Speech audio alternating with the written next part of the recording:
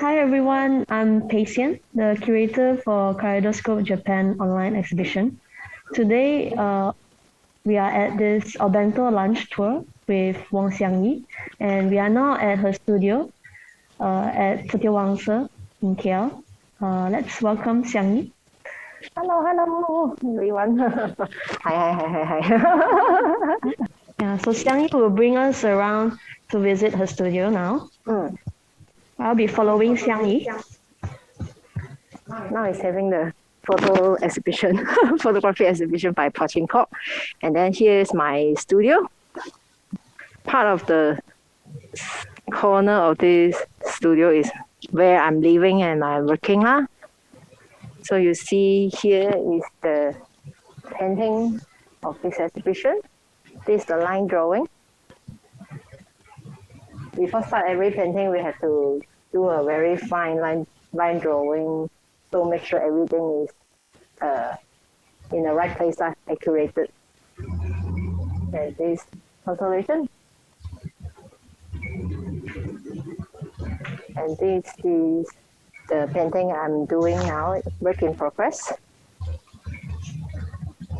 This work is paint on silk and also using Eastern gouache and ink also, of course.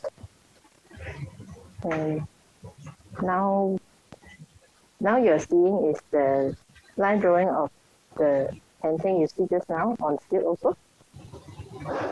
Yeah. And then here is the art space I'm working for. And then we go, you see there's a lot of notes here. This is the notes I dropped down for consolation because there's too complicated and so many layers. Even I also cannot remember what progress I'm here now. I'm heading to, and so I have to drop down the notes. So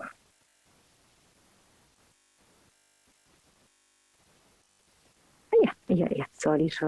So that's all. Some of Xiang Yi's early sketches here. Yeah. So we'll be preparing to get back to the computer. And while we prepare, please enjoy a teaser that was made to introduce Xiang Yi and her work Consolation. Hi, my name is Wong Xiang Yi, major in ink painting. Grew up surrounded by influence of Japanese pop culture, especially manga. The subject matter that is persistent in my works is the BL, a female-oriented subculture. Curiosity towards BL brings me to gender studies and feminism, opening alternative thinking about the social construct in our world. Being forced to be alone during the pandemic, I have been reflecting on what we have done in exchange for this terrible disaster. In my work, Consolation, I use crêpe myrtle as a comfort to all the unanswered questions.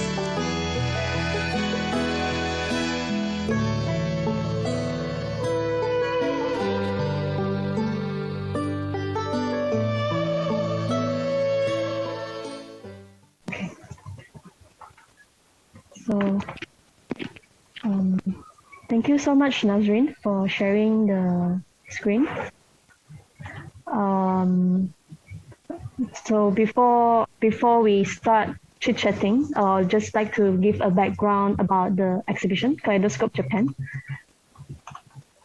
So Kaleidoscope Japan is an online exhibition that's currently ongoing until the 24th of April on this website called jfklevents.my.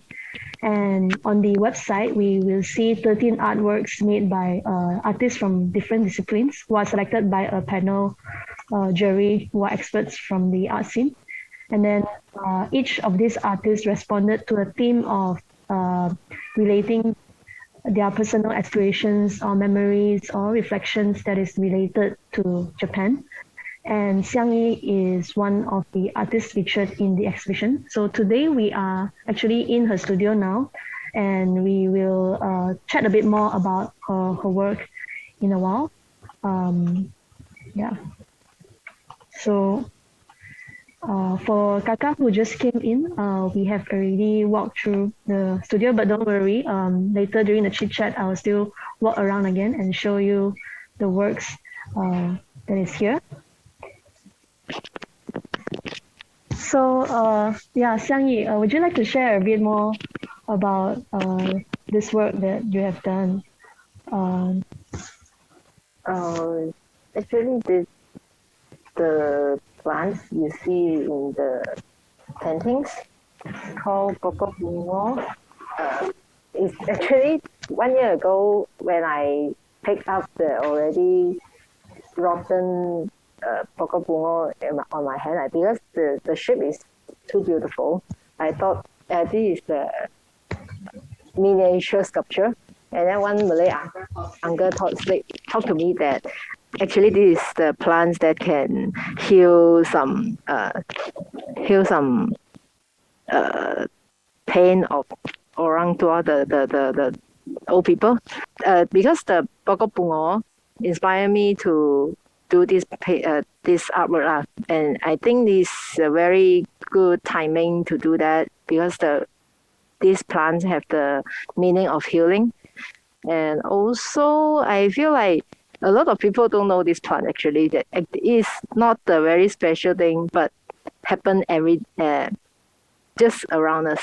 Because I have no car, I just walk around, even go to like exhibition hopping or go anywhere. I prefer to walk or maybe take the public transport so I can observe a lot of plants that actually happens around us, but no one observed them or no one noticed them. So I want to pick them up in my painting, so to remind me or maybe remind the audience also that a lot of beautiful things actually happen around us. Another thing about that is that you were saying that the subject matter that is persistent in your work is the BL, and from the early work you have transitioned to the style now. Would you want to share a bit more about? Because the BL topic is quite huge, so I'm thinking stay the turning point. Yeah. Turning point. Because before I'm coming back from Taiwan, I stayed in Hong Kong for 7 years and then Taiwan 2.5 years, like almost 10 years in foreign countries. And both of the countries, the audience feedback is nothing like okay, BL is BL, it's nothing. But when I come back to Malaysia, some audience feedback when I'm having the solo exhibition in Rimbun Dahan, they say, am I self-censor myself because all of your figures are wearing shirt again. Before that, most of my painting is nude or naked because I want to share my thought or sending message out through BL. BL is a platform actually. I want to send out the message that what I'm learned from BL, that means feminism, what feminism taught me. So if the naked or nude issue stop or limited audience to read or to look at my paintings, I think it's very kasihan, very pity, because I have a lot of message inside. So if I can cover up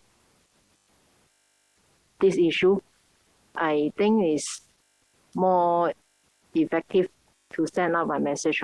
And in another way, I think if naked and nude is very strong, too strong to some people, like, oh, you must related to sex or what.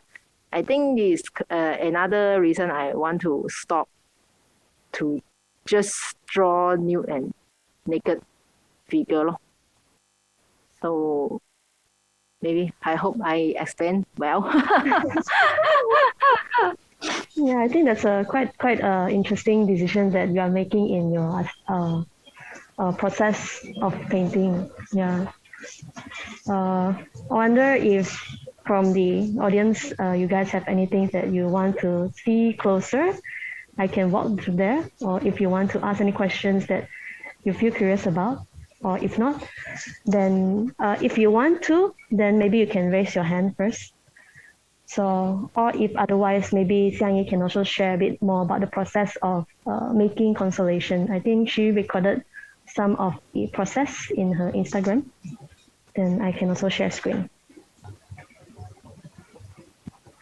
Yeah, that's the line work, right?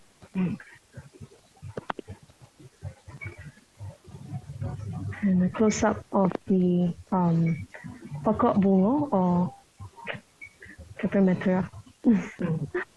Yeah. I think today, Xiang Yi also posted a real photo of the plant itself. Okay. Nanti we can share. Actually, what's the significance of this clip? Oh, Like, actually, this clip is always used in the traditional glass framing of ink painting, but it usually uses a pair. For, for the big scale of ink painting, but I thought it's too much for that kind of framing. So, but I love this form, and then I. Sorry. Oh no! Hey, sorry. Okay. Accident. Sorry. And I did because I love this the frame of this artwork. You see this the wood that's already well produced because the four corners is round. I just found it the shape of the clip is very suitable for all the lines flowing in this painting. So actually the clips I bought in 2019, just like everything is meet the good timing, and then I put them all together in this painting. Just feel like everything is fit. Yeah, that's it. No worry. I thought something got destroyed. Don't scare. She's scared, ma. She's scared. Okay. Okay. Yeah.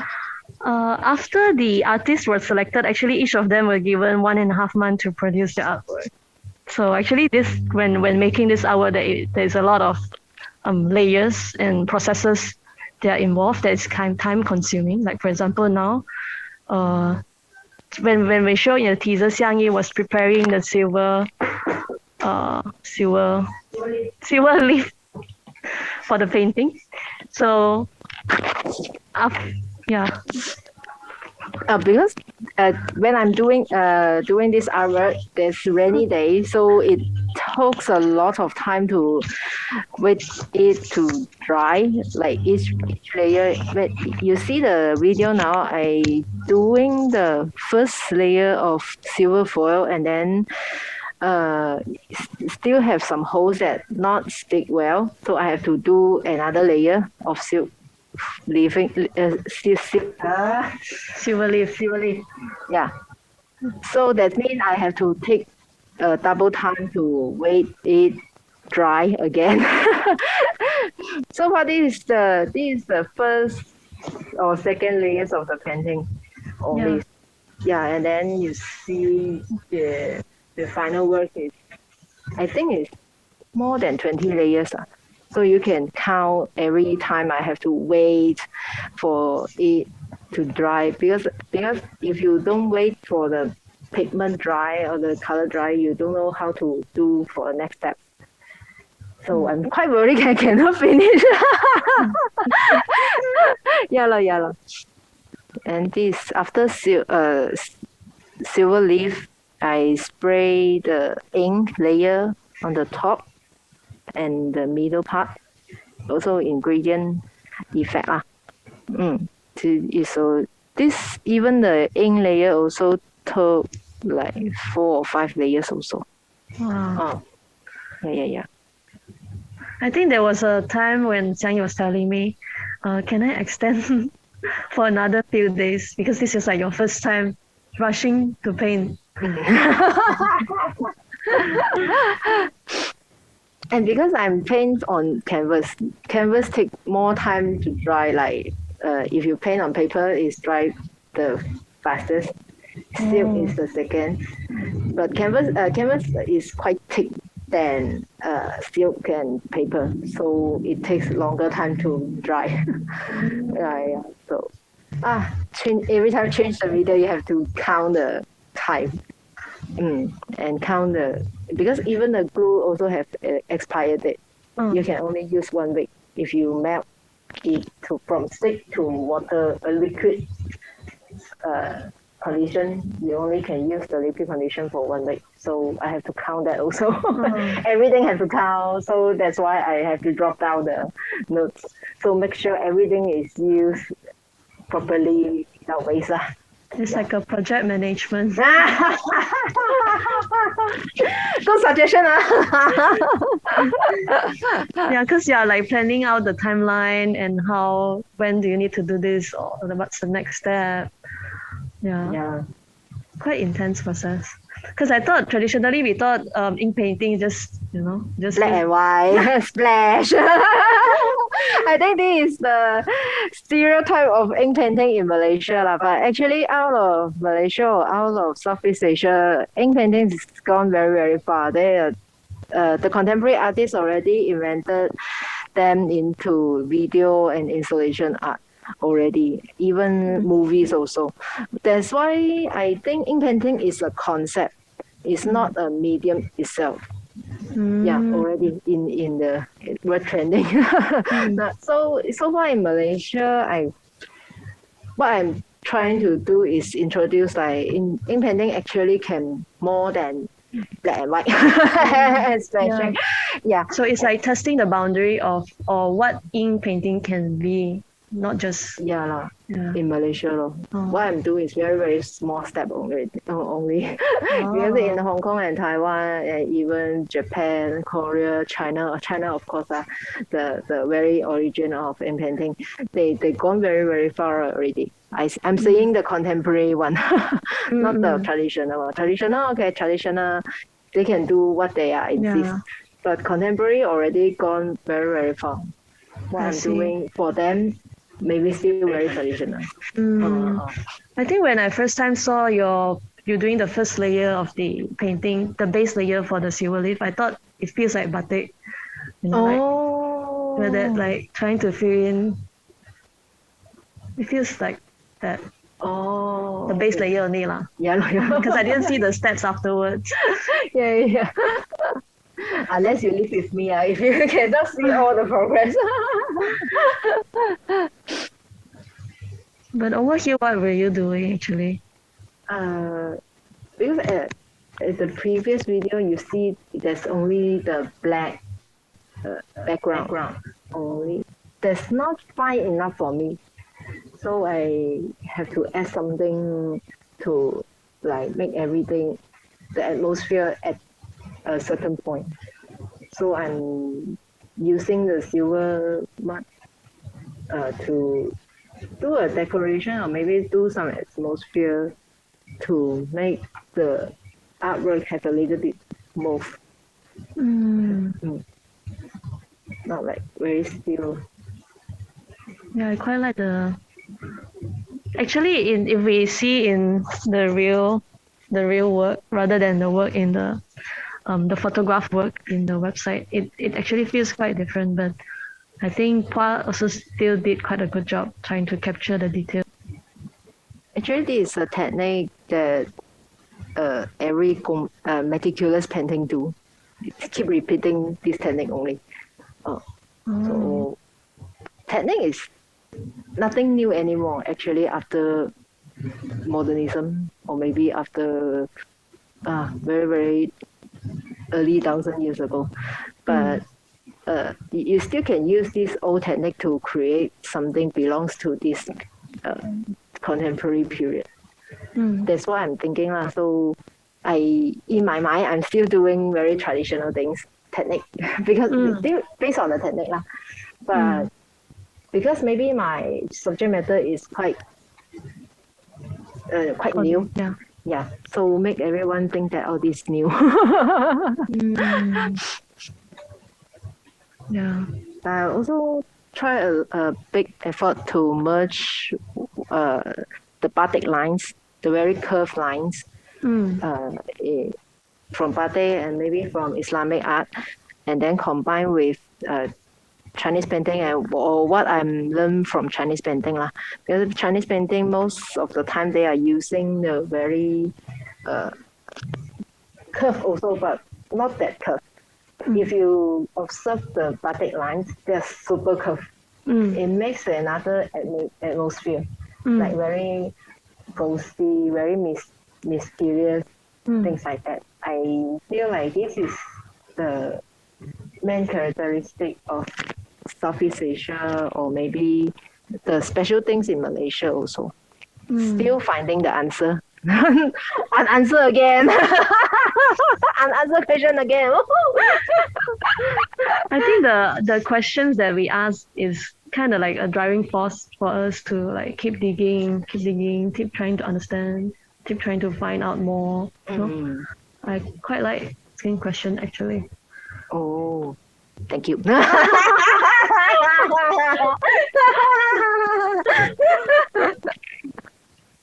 There's a comment from Kaka. Your work are quite poetic. Do you develop your work based on texts or poems before actually painting them? No. Maybe after reading a lot of books, but I don't really based on specific poems or texts.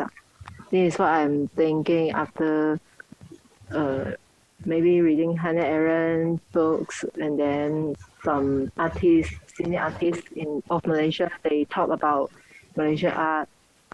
A lot of questions in my mind, so I just merge them together in the painting. Not answer or certain answer to each question. Or maybe in this painting is all my questions. Yeah, not the answer. Oh, don't know lah. The Nasrin asked how many layers? Yeah, I think you answered just now about 20. Yeah, more than 20. More than 20 layers. I think. Didn't count. Have to count. I actually quite like watching you drawing the hands and this joints of the body. Oh, I quite enjoyed that. all the figure is me as the model. Oh, The cheapest model in the world. Georgia okay say the cheapest model in the world is flower, so she is keep painting flowers in her whole life. I say the cheapest model in the world is myself. You don't have to pay the model. it does feel quite a bit resemble. Yeah, because also all the figures reflect myself, what I'm thinking, my inner self. So I think it makes sense.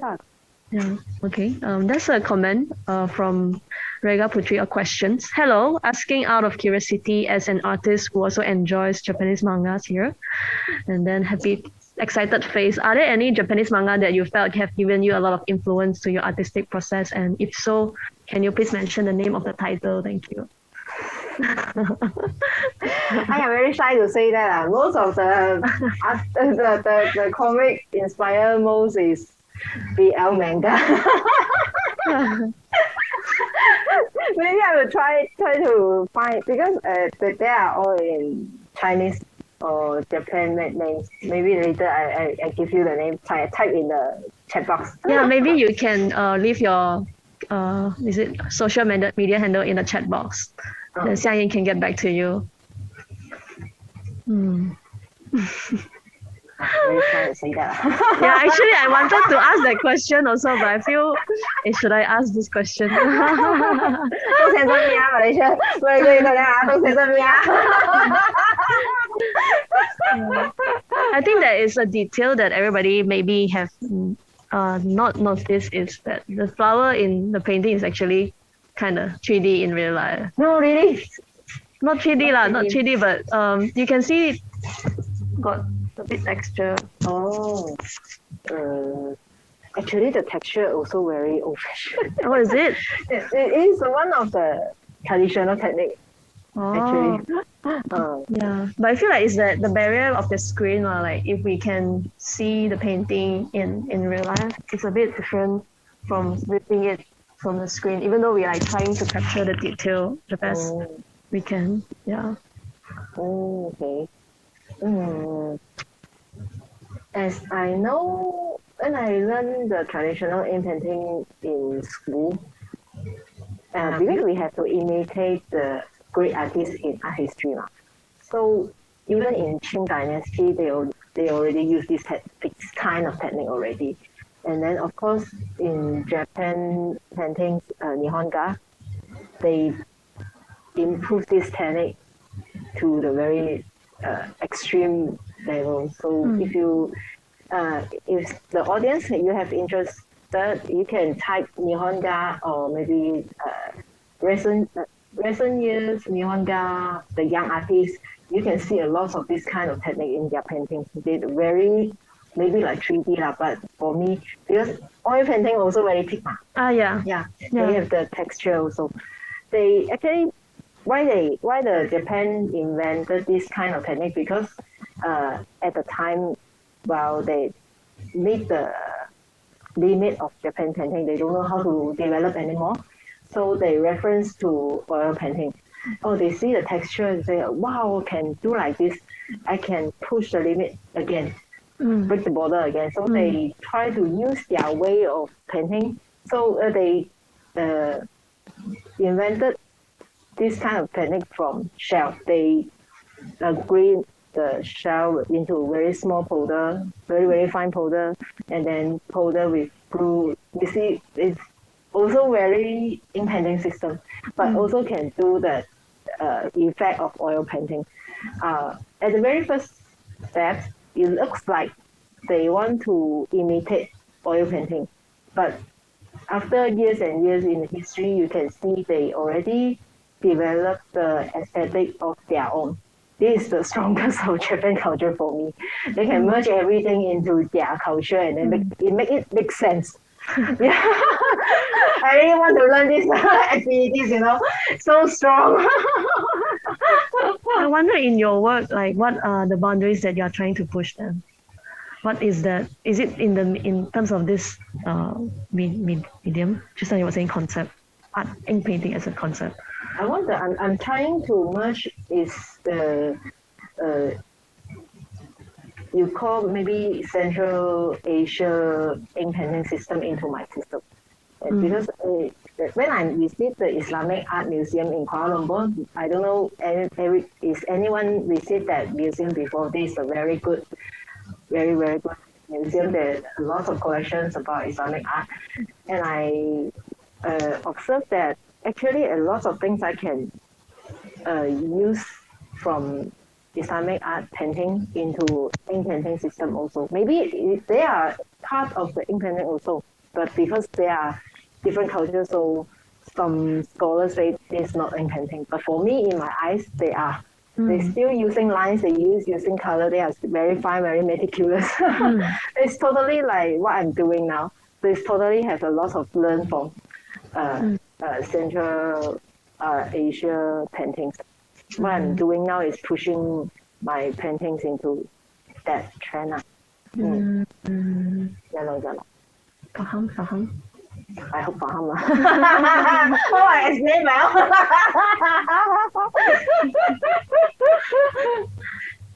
Is there any more questions from the floor? I think we can take one more last question. Before the works are transferred into a painting, the line work is also quite a lot of things to see. I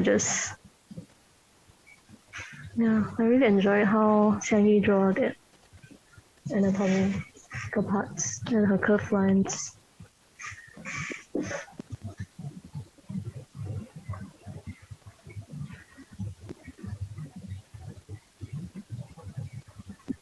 Yeah. So the wood itself is about 4 feet by 4 feet, 4 feet by 1 feet. Yeah. So it's quite long. Yeah.